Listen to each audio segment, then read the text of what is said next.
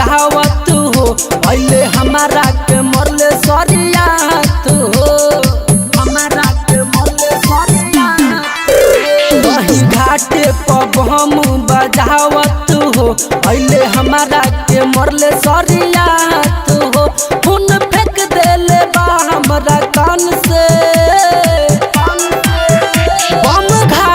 बजनी नया राम से पापा मारे लगल रसरी से बांध के हो बम घाट पर बजनी नया राम से पापा पीटे लगल रसरी से बांध के।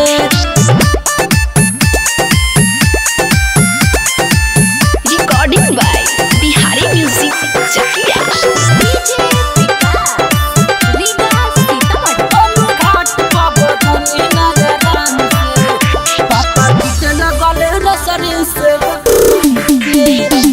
जब हम बम में लगनी सालाही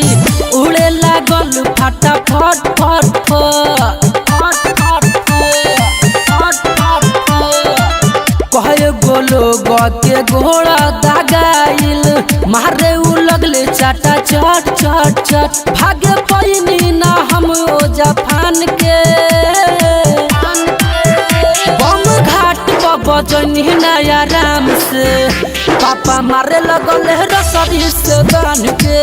हो बम घाट पर बजनी नया राम से पापा पीटे लगल रसरी से बांध के। बम घाट पर बजनी नया राम से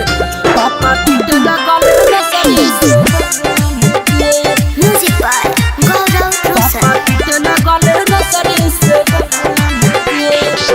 राइटर सुख रोशना के समझाइले कही के दुगो चार गो बात बात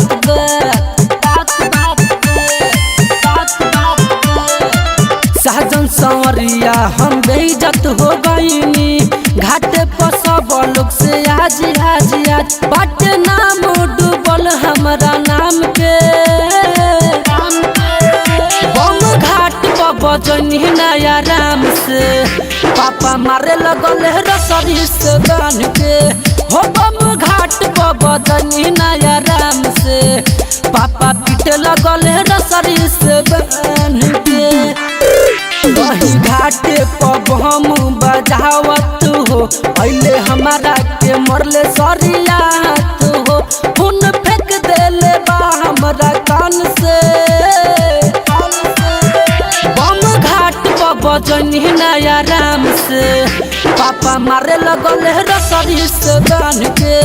हो बम घाट पर बजनी नया राम से पापा पीटे लगल रसरी से बांध के। मिक्स बॉय बिहारी म्यूजिक चकिया।